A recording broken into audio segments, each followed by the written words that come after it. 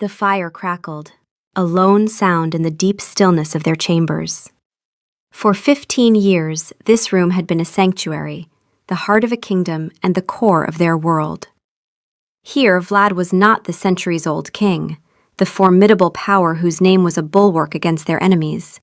And she was not his queen, a symbol of grace and lineage. Here they were simply Sophia and Vlad, two souls bound by a love that had weathered decades, politics, and the slow, grinding passage of immortal time. She watched him from her seat by the hearth, the firelight catching the silver threads in his dark hair, carving lines of profound kindness around his eyes. He was reading, his focus absolute, yet she knew a single word from her would bring his gaze, his entire being, to her instantly. That unwavering attention was one of the 1,000 things she loved about him. It was what had, over the course of 15 years, meticulously dismantled the walls around her heart. He had never pushed, never demanded the parts of her she kept locked away. He had simply been present, his love a patient, steady warmth, waiting for her to feel safe enough to step into the light. Tonight, she felt, was the night. The thought sent a tremor through her, a faint echo of an old, cold fear. She drew a breath, the air tasting of wood smoke and old stone. He felt the shift in her, his head lifting from the heavy tome in his lap. His eyes, the color of a twilight sky, found hers, and the world narrowed to the space between them. Sophia?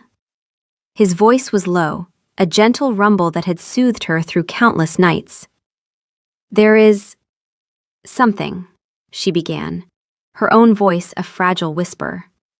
She cleared her throat, gathering the scattered fragments of her courage.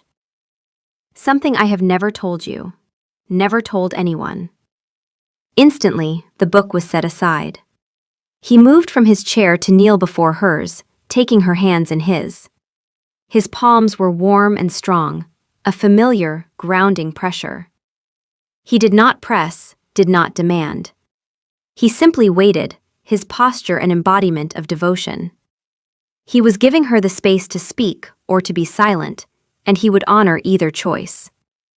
It was this profound respect for her autonomy, that finally gave her the strength. Before, she said, the words scraping her throat. Before I was turned, when I was still mortal. He nodded, his gaze unwavering. He knew this was a painful country for her to visit. Her human life had not been a happy one, a fact she had shared in brief, sorrowful sketches over the years. But she had never painted the full landscape of that sorrow. I was young, a girl, really, at my family's country estate. The words came slowly, each one a stone she had to lift and carry into the light. There was a nobleman, a guest of my father's. He was charming. Everyone thought so. She paused, her gaze drifting to the dancing flames, seeing not the fire but a face she had spent centuries trying to burn from her memory. He cornered me in the library. One evening, everyone else was at dinner. The air in the room grew heavy, charged with the unspoken thing. Vlad's grip on her hands tightened, not with pressure, but with a supportive, anchoring weight. He said nothing, his silence a sacred vessel for her pain. He did not care that I refused, she whispered, the shame of it, the remembered helplessness, still a bitter taste in her mouth even after all this time. He took what he wanted, and when he was done, he told me I should be grateful for the attention of a man of his station. A low growl vibrated in Vlad's chest, a primal, ancient sound of fury. But his eyes, when she dared to meet them, held only a universe of sorrow for her. He was not angry at her or for his own wounded pride. He was broken for the girl she had been, for the pain she had carried alone for so long.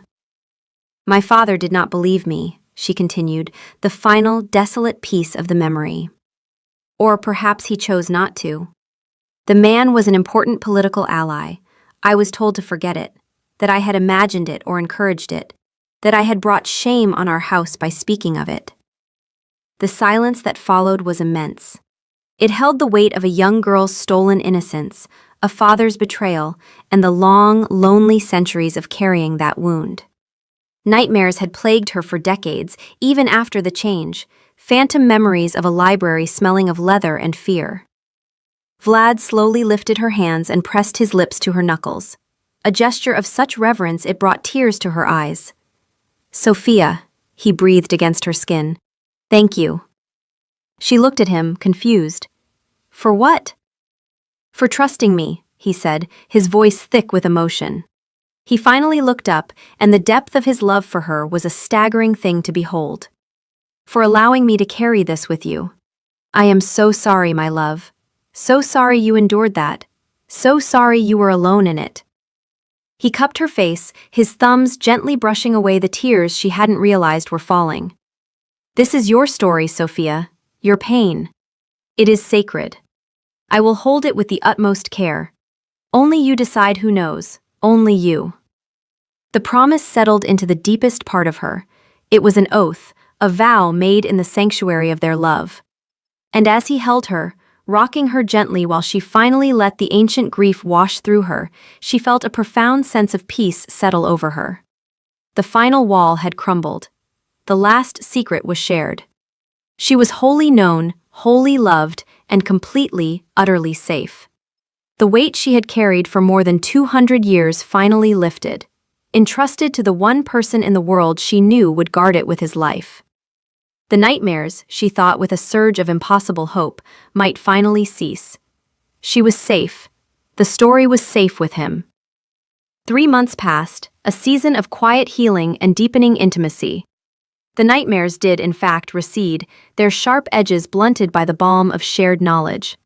Sophia felt lighter, as if a splinter, lodged deep in her soul for centuries, had finally been removed. The love between her and Vlad, already a formidable thing, deepened into something more profound, more complete. She moved through her days with a newfound ease, the shadows of the past no longer clinging so tightly to her heels. The trust between them was absolute, a flawless, perfect thing. It was a crisp autumn afternoon when she went looking for him. The council had been in session for hours, debating the new slate of laws proposed for the protection of women and children within the kingdom, a cause dear to her own heart. She had drafted several of the key provisions herself. Knowing Vlad would be weary from the endless arguments of the old guard lords, she had a tray prepared with a decanter of his preferred vintage and 2 glasses, intending to steal him away for a quiet moment. As she approached the great oak doors of the council chamber, she heard his voice, resonant and powerful, carrying through the heavy wood. A familiar warmth spread through her chest. He was a good king, a just king. He fought for what was right, even when it was unpopular. "And you say these protections are unnecessary," Vlad's voice rang out, sharp with impatience. "You claim the testimony we have heard is from women of low standing, that their experiences are not representative of the noble houses." Sophia paused just outside the door, which was slightly ajar. She smiled to herself, proud of his passion. He would win them over. He always did. "You speak of hypotheticals, of situations you cannot imagine," he continued, his tone shifting, becoming more personal, more weighty. "You believe this kind of cruelty does not touch our world, that it is a problem for mortals and the lesser born. You are wrong." A hush fell over the council.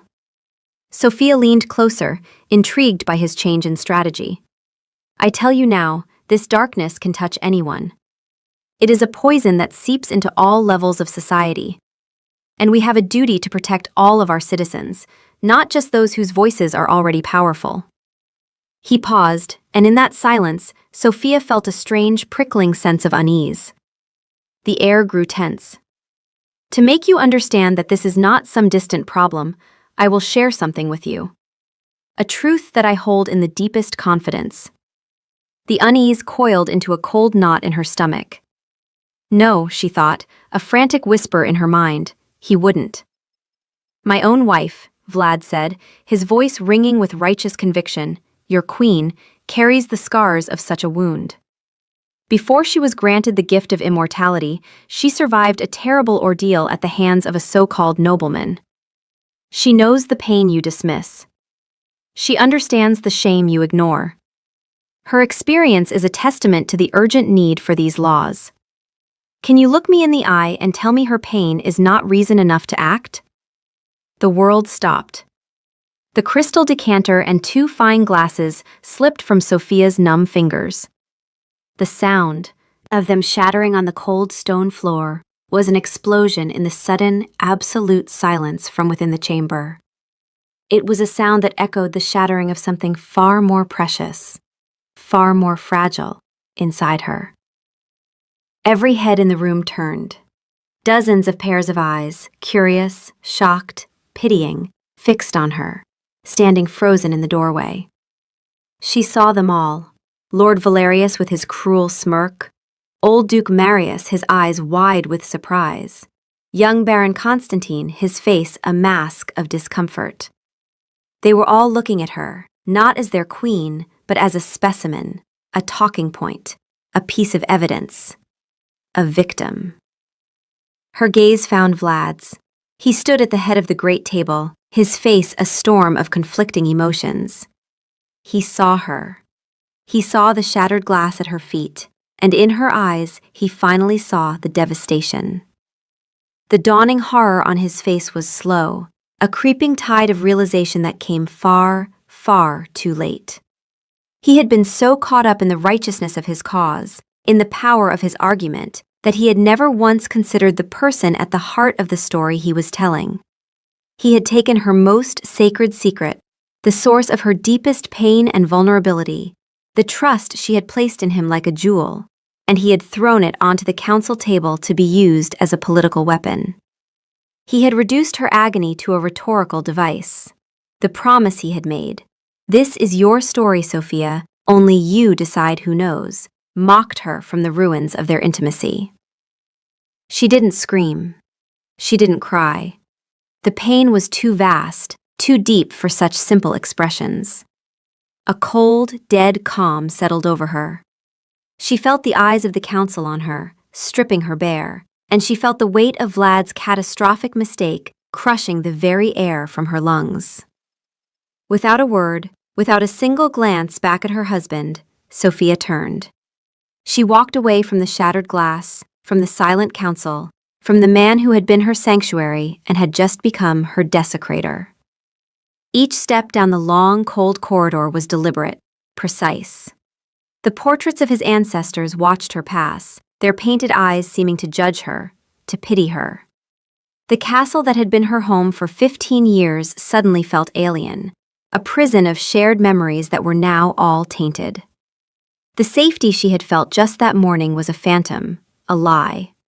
The trust, so painstakingly built over years, was not just broken, it was obliterated.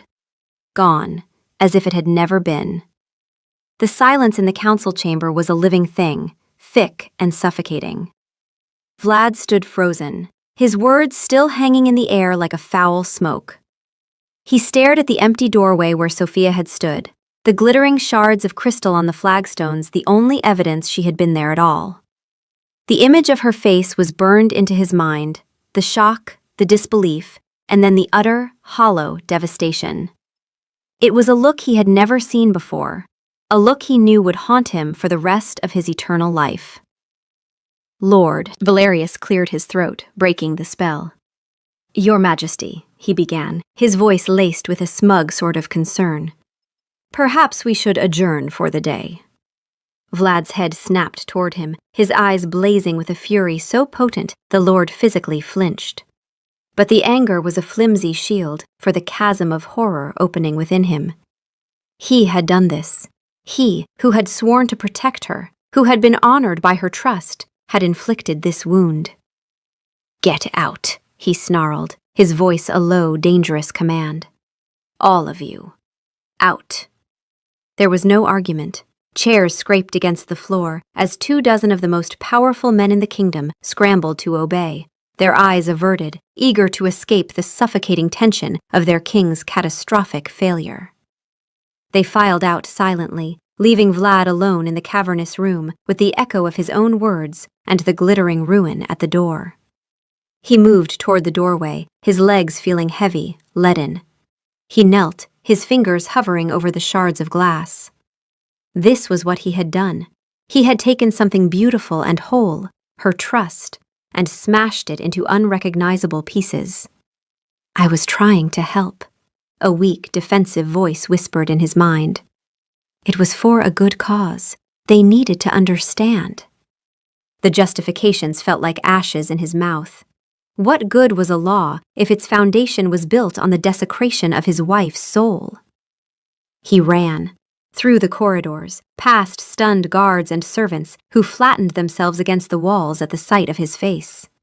He burst into their chambers, the room where she had gifted him her trust, and the sight that met him stopped his heart. Sophia was standing by the large wardrobe, her movements calm and methodical. She was folding a cloak, placing it carefully into a traveling trunk that lay open on the bed. Another, larger trunk was already packed and latched beside it. The room, their sanctuary, felt cold, stripped of all its warmth. "Sophia," he breathed, his voice ragged. She didn't look at him. She continued her task, her focus absolute, as if he were nothing more than a piece of furniture. He took a step toward her. "My love, please, let me explain." "Explain what?" she asked, her voice devoid of all emotion. It was a flat, dead thing. "Explain how you decided my pain was a useful tool for your political agenda? Explain the precise moment you concluded my deepest wound was your story to tell?" "No, it wasn't like that," he insisted, desperation clawing at him. "I was trying to make them see, to make them understand the importance of the law. I wanted to give your experience meaning." She finally stopped, the cloak clutched in her hands. She turned her head slowly, and her eyes were the eyes of a stranger. They were cold, empty things, looking right through him. "Meaning?" she repeated, the word a drop of poison on her tongue. "My pain already had meaning, Vlad. It meant that I was hurt. It meant that I was betrayed by my own family. It meant that I carried a fear and a shame for centuries. Its meaning was mine. You did not have the right to assign it a new one. You did not have the right to use it." "I know, I was wrong, terribly wrong," he pleaded, moving closer. He reached for her, his hand outstretched. "Sophia, please. I am so sorry." She recoiled as if his touch would burn her, a sharp, flinching movement that sent a lance of pain through his chest. "Do not touch me," she whispered. He froze, his hand dropping to his side. The space between them crackled with her revulsion. "Your sorrow is for you, Vlad," she said, turning back to her packing. She placed the cloak in the trunk and closed the lid with a soft, final click. "You are sorry because I am leaving. You are sorry because you have been caught. You are not yet sorry for the act itself. You still believe your intentions were noble." "My intentions were noble," he burst out, the defensive words escaping before he could stop them. "I love you. I was fighting for you, for all women." "You were not fighting for me," she corrected, her voice still unnervingly calm. "You were fighting with me, with my trauma. You took the most vulnerable part of me and held it up for public inspection without my consent. That is not love, Vlad. That is betrayal. A different kind, perhaps, than the one in the library, but a betrayal nonetheless. The one person I thought was safe became the one who exposed me to the world." The comparison struck him like a physical blow. He staggered back, the breath knocked from his lungs. Betrayal. She had used that word. She was comparing his act, his well-intentioned, loving act, to the brutal crime of a monster. The injustice of it rose in his throat, but one look at her face, her still, pale, shattered face, killed the protest before it could be born. It didn't matter what he intended. It only mattered what he had done. And what he had done had made her feel the same brand of helplessness, of exposure, of being used as an object for someone else's purpose. She picked up her traveling gloves from the bedside table. Her movements were graceful, unhurried, each one a separate, deliberate step away from him, from the life they had built. "Where will you go?" he asked, his voice hollow. "Home," she said simply. "To my family's estate. I need to be somewhere I feel safe." The unspoken words hung between them, "and I am not safe with you." He could not argue. He could not stop her. He had forfeited that right.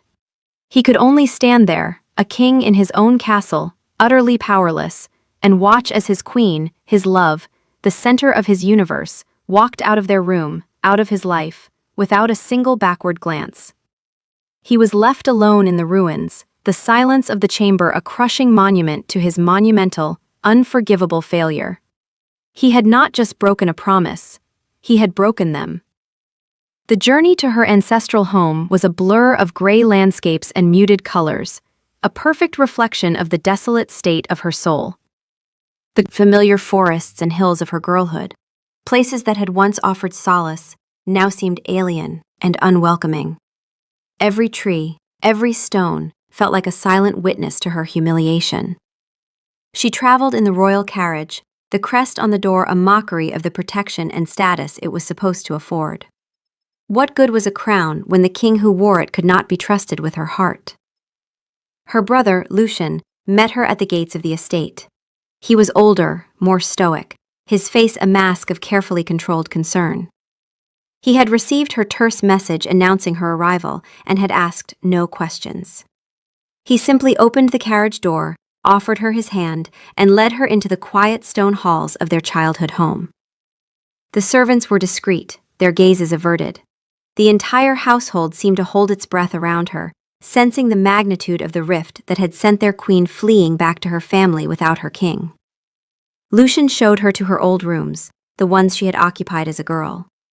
They were just as she remembered, preserved with loving care, but the sight of them brought no comfort. The library was just down the hall. She closed the door and leaned against it, the solid wood a poor substitute for the sense of security she had lost.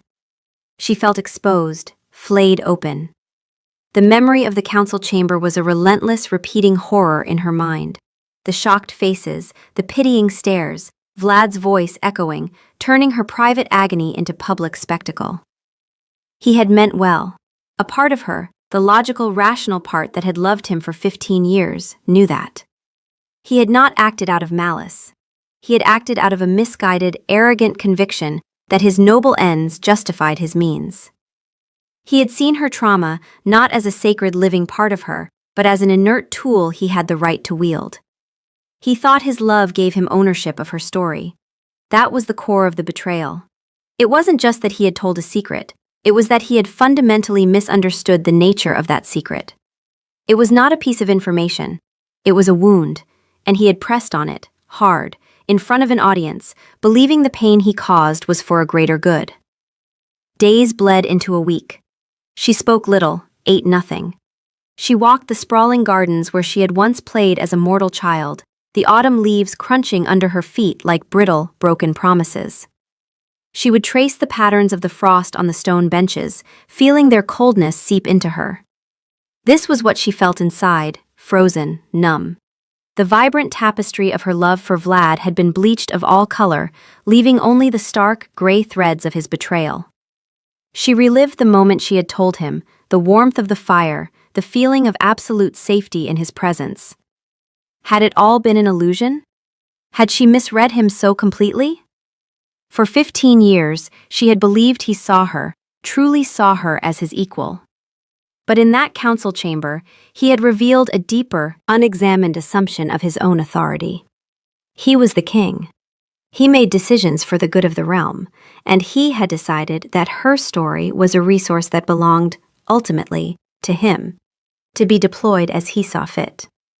The old trauma felt fresh again, not because she was reliving the physical act, but because she was reliving the helplessness, the feeling of her own narrative being stolen from her. The nobleman had taken her body, her father had taken her voice, and Vlad, her beloved Vlad, had taken her story. Each was a theft, a form of betrayal, leaving her feeling powerless and erased. The first of his letters arrived at the end of the week. Lucian brought it to her on a silver tray, his face impassive. She took it, her fingers trembling slightly, and waited until he had gone to break the royal seal. "My dearest Sophia," it began. "The castle is a tomb without you. I cannot eat, I cannot sleep. I was a fool. I know I hurt you, and for that I am more sorry than words can ever express. Please, my love, come home. Let me make it right. I cannot bear this silence between us." She read the words, and a bitter, hollow ache filled her chest. It was just as she had suspected. His letter was all about him. His pain, his emptiness, his need. He was sorry he had hurt her, but only because her hurt was causing him discomfort.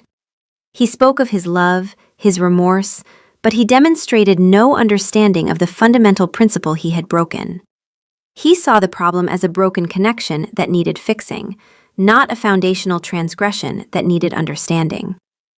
She did not burn the letter. She simply folded it and placed it in an empty drawer. It required no answer.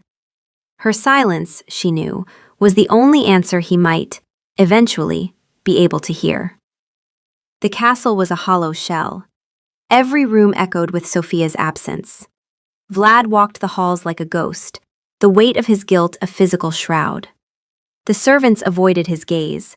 The guards seemed to stand straighter, more formally in his presence. He had not only broken his marriage, he had destabilized the emotional core of the court. The king and queen were meant to be the unshakable center, and he had shattered it with a few arrogant, thoughtless sentences. He had sent the first letter in a fever of desperation, driven by the selfish, gnawing ache of her absence. He had poured his own misery onto the page, hoping the sheer force of his regret would move her. When a week passed with no reply, the desperation curdled into a cold dread. He had thought, perhaps, she needed time to calm down, that her anger would cool, and she would remember their 15 years of love. He had underestimated the depth of the wound. He sent a second letter, and a third. They were variations on the same theme. "I love you. I miss you. I am sorry I caused you pain. Please forgive me." He was begging for absolution, for a return to the comfort of their life together. He was focused on the cure without ever diagnosing the disease. The silence from her estate was his only, damning reply. After 2 weeks of this agonizing quiet, he could bear it no longer. He would go to her. He would stand before her, plead his case in person. He would make her see the love that had motivated his terrible mistake. He rode out at dawn, alone, pushing his mount hard, as if his speed could outrun the self-recrimination that pursued him. He arrived at the gates of her family's estate as dusk was settling. The air was cold, the sky bruised with purple and orange. He announced himself to the guards, his voice as king accustomed to immediate obedience. But the gates remained closed. After a long wait, it was not Sophia who emerged, but her brother, Lucian. He approached the gate alone, his expression polite but unyielding. "Your Majesty," Lucian said, his bow correct but lacking its usual warmth. "Lucian, I have come to see my wife," Vlad said, his voice tight. "I am afraid that is not possible," Lucian replied, his tone even. "The Queen is not receiving visitors." Vlad felt a surge of royal impatience. "I am not a visitor. I am her husband. Open the gate." Lucian's gaze did not waver. "With all due respect, Your Majesty, you forfeited the rights of a husband when you betrayed the trust of your wife. In this house, she is not the queen, and you are not the king. She is my sister, and she is under my protection. She has asked not to be disturbed." The words struck Vlad with the force of a physical blow. Under my protection. The implication was clear. She needed protection from him. He, Vlad, the warrior king who had defended his realm for centuries, was now the threat from which his own wife needed to be shielded. The sheer, damning truth of it stole the breath from his lungs. He was the king, but here, At this gate, his power meant nothing. He had no authority over a broken heart. He stared at Lucian, seeing not the political ally, not the brother of his queen, but the guardian of the sanctuary he had desecrated. He saw the judgment in the man's eyes, and for the first time, he felt truly powerless. Defeated, he turned his horse and rode away, the closed gate a symbol of the impenetrable wall he had built between himself and Sophia. The long ride back to his empty castle was a journey into a new kind of despair. It was not the despair of loneliness, but the despair of incomprehension. He had failed. His apologies, his pleas, his very presence, all were rejected. He was trying to repair a breach with tools that were utterly inadequate. It was like trying to mend a delicate tapestry with a blacksmith's hammer.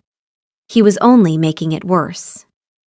Back in his study, surrounded by maps of his kingdom and treaties that had secured peace for generations, he felt like the greatest fool in existence. He could command armies, negotiate with ancient powers, and bend the will of proud lords, but he did not know how to mend the trust he had shattered. He realized with a sickening lurch that he had been approaching this as a king. He had been trying to manage the situation, to restore order, to get back what he had lost. He had not been approaching it as the man who had made a sacred vow and then broken it. He pushed aside the state papers and pulled a heavy volume from the shelves, a book of philosophy, of ethics. He began to read, not for pleasure or for statecraft, but with a desperate, humbling hunger. He needed to understand not just what he had done, but why it was so profoundly wrong. He needed to learn the language of her wound, a language his love and his power had, until now, made him deaf to. He had to stop trying to fix her pain and start the long, arduous work of understanding it. A month passed. The first snows of winter began to dust the castle ramparts.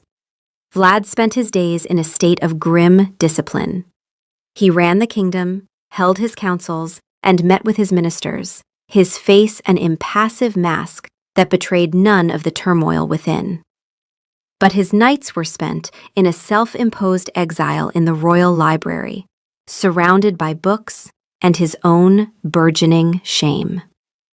He stopped sending his pleading, self-centered letters to Sophia. The silence between them was no longer an agonizing void he had to fill, but a space for reflection, a space he had to respect. He had filled the air with his own voice for too long. It was time to listen to her silence. He replayed the moment she had told him her secret, over and over in his mind. He forced himself to see it not from his perspective, the honored husband, the trusted confidant, but from hers. He saw the courage it had taken, the monumental act of faith. She had handed him the most fragile, wounded part of her soul, a piece of herself she had hidden from the world for centuries. She had trusted him to be its keeper. And what had he done? He had seen it not as a part of her, but as a thing, an object, a powerful, useful story. He had weighed her privacy against the public good and had found her privacy wanting. In his arrogance, he had believed he had the right to make that calculation on her behalf. He had treated her lived experience as a state resource. He remembered his own words, spoken with such heartfelt sincerity in the firelight of their chamber. "This is your story, Sophia. Only you decide who knows." He had said the words. He had believed them, in a shallow, intellectual way. But he had not understood them. He had not absorbed their fundamental truth. A story of trauma is not an anecdote. It is a piece of a person's being. To tell it without consent is not a breach of etiquette. It is an act of spiritual theft. The realization settled in him, cold and heavy as a block of granite. His crime was not that he had hurt her feelings. His crime was that he had broken her autonomy. He had asserted ownership over a part of her that was not his to claim. His next letter to her was different. He wrote it slowly, carefully, each word weighed and measured. He did not ask for forgiveness. He did not speak of his own loneliness. He did not ask her to come home. "Sophia," he wrote, "I am writing not to ask anything of you, but to offer an acknowledgement of my transgression. I have spent this past month in reflection, and I have begun to understand the true nature of my failure. When you shared your story with me, you gave me a sacred trust. I failed to be worthy of it. I treated your experience as something I could use, even for a cause I believed was noble. I was wrong. It was never mine to use. It was never mine to share. It was, and is, and always will be, yours alone. I broke my promise to you, but my failure was deeper than that. I failed to understand what that promise meant. I failed to see that your autonomy over your own past is absolute. My desire to help was an expression of my own arrogance. I believed I knew best. I did not. Only you know best for you. I understand now that consent is not just for the body. It is for the soul, for the story that makes the soul what it is. I broke that consent. The word is not too strong. It is the only word that fits. I do not expect a reply. I do not expect your forgiveness. You owe me nothing. I am sending this only so that you know I am beginning, finally, to learn the lesson you have been forced to teach me." He signed it simply, Vlad, sealed it, and sent it with a royal messenger. He felt no hope of a positive response. He felt only the grim, quiet satisfaction of having finally articulated the correct nature of his crime. It was not a plea. It was a confession. And with it, he released her. He released her from any obligation to soothe his guilt. Her healing was her own, and he had no right to be a part of it unless, by some miracle, she chose to invite him in. He had to become a man who deserved that invitation, whether it ever came or not. Sophia sat in the winter garden, a heavy fur cloak wrapped around her shoulders. The air was bitingly cold, the sky a sheet of white. A single, perfect snowflake landed on the dark leather of her glove, lingered for a moment, and vanished. The new letters from Vlad had been arriving once a week for the past month. She had left the first few unopened for days, the sight of his seal a fresh pang in the dull ache of her heart. The earlier letters had been so painful to read, so full of his own needs, that she had dreaded more of the same.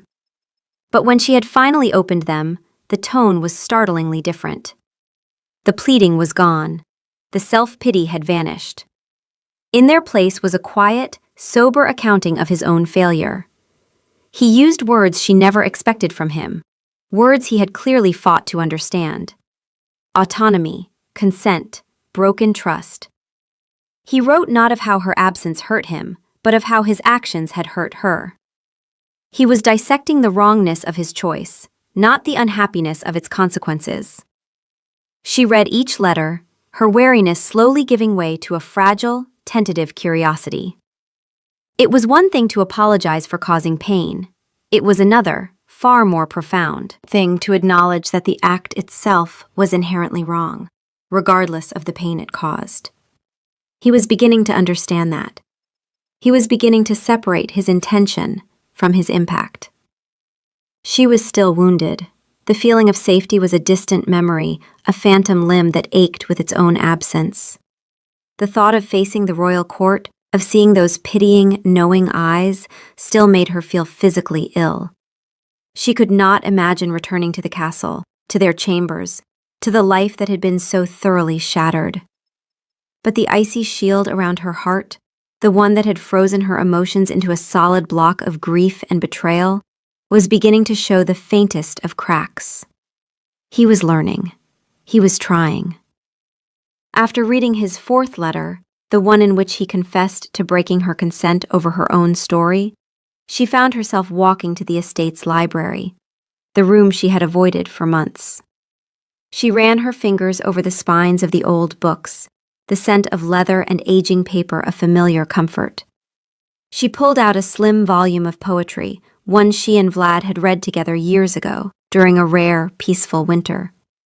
She found the passage she was looking for. It was not about love, or forgiveness, or sorrow. It was about the wisdom of silence, the power of listening, and the way true understanding grows not from speaking, but from attending to what is not said. She did not write a single word in reply. She simply had the book wrapped and sent to him. It was not an invitation to speak further. It was not an offer of forgiveness. It was a test, a curriculum. He said he was learning. This was the next lesson. Stop talking. Stop explaining. Stop centering your own voice. Listen. Watch. Learn from what is done, not from what is said. It was a fragile, dangerous gesture, this small opening. It was a risk. But for the first time in a month, it felt like a risk worth taking. She was not ready to trust him, not by a long measure. But she was, perhaps, ready to see if he could truly become a man worthy of that trust. The book arrived without a note. Vlad unwrapped it, his heart hammering against his ribs. He recognized the worn leather cover instantly. It was a volume of Alaran poetry, a favorite of Sophia's they had discovered together. He opened it and saw a single, delicate marker pointing to a passage. "The wise man does not fill the silence with his own voice," he read. "He sits within it and allows the world to speak its truth. He learns more from the whisper of the wind than the roar of the orator. He understands that presence is a question, not a statement." He read the lines again, and then a third time. The message was unmistakable, clear, devastatingly precise. Stop talking, listen. It was not forgiveness. It was not an invitation. It was an instruction. And it was the first sign of contact she had initiated in over 2 months. It was a sliver of hope so thin and fragile he was almost afraid to breathe on it. He understood. His words, his letters, his apologies. They were all, in their own way, a form of noise. They were his attempts to control the narrative, to explain his remorse, to shape her response. He had to stop. He had to demonstrate his understanding not through words, but through deeds. He had to let his actions speak for him, into the silence she had commanded. He began a new project, one he funded entirely from his personal coffers, keeping it separate from the crown's treasury. He purchased a large, secluded estate on the coast, miles from the capital. He worked with architects and healers, designing a place of refuge, a sanctuary for survivors of hardship. It would be a place for healing, for quiet contemplation, for shared community, run by women who understood the specific needs of its residents. And he instituted one absolute, unbreakable rule, carved into the stone above the entryway. What is shared within these walls remains within these walls. Your story is your own. He oversaw the project himself, traveling to the site, ensuring every detail was perfect. He did not announce it. He did not seek praise for it. He did not even tell Sophia he was doing it. He simply built it. It was his penance. It was his proof. He was creating a physical space dedicated to the principle he had so grievously broken. He was building a place where stories could be safe, because he had failed to be that place for the person who mattered most in the world. He was learning to be a guardian, not a user, of sacred things. And he could only pray that, in the silence, his actions were speaking for him. 4 months to the day after she had left the castle, a royal messenger arrived at Sophia's estate. He did not carry a letter. He carried a single, simple message from the king, dictated to a scribe. "He has asked me to tell you that the sanctuary at Silverwood is complete. He will not be there. He says it is not for him. He only wished you to know that it exists." Sophia had, of course, heard the rumors. Whispers of the project on the coast, the sanctuary built with his own fortune, the strange, absolute rule of privacy at its core. She had listened to these reports with a guarded heart. They were actions. They were proof. They were the silent answer she had demanded with her book of poetry. For months, he had respected her silence. He had not written, had not visited. He had simply worked, building a testament to his new understanding. Now, this. A simple message. He only wished you to know that it exists. He wasn't asking her to see it. He wasn't asking for credit. He was simply reporting the fact, like a steward reporting to his lady. She sent a message back, her hand surprisingly steady as she wrote the words. Meet me at the old abbey at sunset tomorrow. It was neutral ground, a place that belonged to neither of them, a ruin that stood halfway between the capital and her family home. It was a place of quiet history, of things that had crumbled but still endured. The next evening, as the sun bled orange and purple across the snow-covered fields, Vlad stood by the crumbling stone wall of the abbey. He was alone, having ridden out without his usual guard. His heart, a thing that had beat steadily through battles and betrayals for centuries, was a frantic drum against his ribs. He had not seen her in 122 days, an eternity. He saw her approaching, a solitary figure against the snow, her dark cloak stark against the white. She moved with her usual grace, but there was a new deliberation in her step, a strength that had been forged in the fire of her grief. The distance between them as she drew near felt like a vast, uncharted ocean. She stopped about 10 feet from him. She said nothing. She simply watched him, her eyes searching his face, looking for the truth of the last 4 months. He saw the caution in her gaze, the lingering shadow of her pain. He remembered her lesson. He did not speak. He did not try to fill the silence with his justifications or apologies. He stood within it, as the poem instructed, and allowed the world, allowed her, to speak its truth. He made his presence a question, not a statement. Have I changed? Can you see it? The silence stretched, thick with the weight of everything broken and everything unsaid. Finally she spoke, her voice clear and calm in the cold air. Why did you build it? The sanctuary. He had rehearsed 100 answers to 100 questions, but he threw them all away. He gave her only the simple, unadorned truth he had discovered in the long, lonely nights of his penance. Because I learned that safety is not a gift a king bestows upon his people, he said, his voice quiet, stripped of all royal authority. It is a fundamental right they deserve. And I learned that the foundation of all safety is privacy, the right to own your own thoughts, your own past, your own story. He met her gaze, holding it steadily. I built a place where stories could be safe, because I had failed to be that place for you. It was an act of repair, not for us. For the principle I broke. She listened, her expression unreadable. She took a small, deliberate step closer, narrowing the chasm between them by a fraction. Her eyes never left his. The final test. If I had never sent the book, she asked, her voice soft but unwavering. If I had remained silent forever, if I had never come back, would you have understood? This was the heart of it all. Was his transformation contingent on her forgiveness? Was it a performance designed to win her back? Or was it a fundamental change in his very soul? He did not have to search for the answer. It was the bedrock of his new existence. Yes, he said, without hesitation.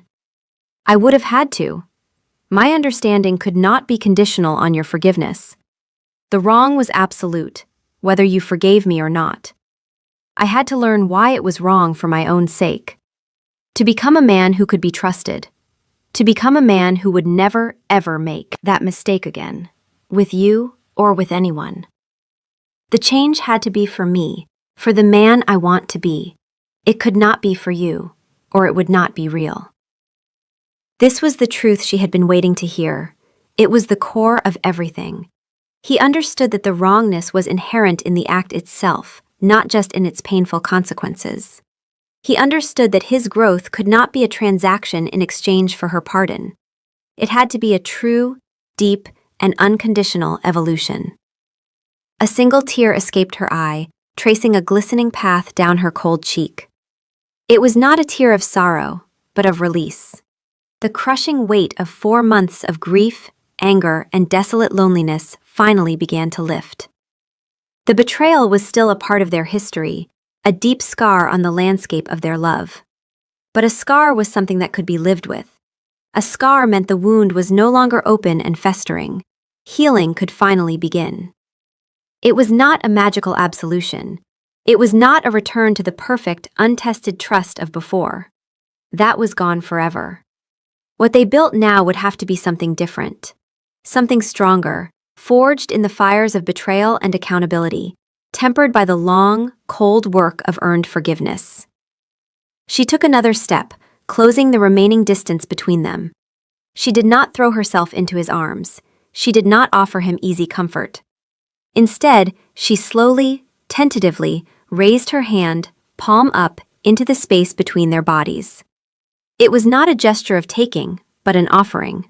An invitation into a new, more conscious, more careful intimacy. His breath caught in his throat. He looked at her outstretched hand, a small, pale thing in the fading light, and understood the immense gift she was offering him. The chance to begin again. Slowly, his own hand rose to meet hers. His fingers, trembling almost imperceptibly, brushed against hers. The touch was feather-light, a question. She did not pull away. Her fingers curled gently, cautiously, around his. It was the first time they had touched in 4 months. The contact was electric, a current of fragile, terrifying, beautiful hope. They stood there as the last light of the sun vanished from the sky, leaving them in the gentle gloom of twilight. The silence between them was no longer a chasm of pain and misunderstanding. It was a quiet space of possibility, a shared breath in the cold winter air. The long road back to each other had just begun, but for the first time, it seemed possible they might walk it together. Forgiveness was not a word spoken in the dusk. It was a hand, finally, safely held.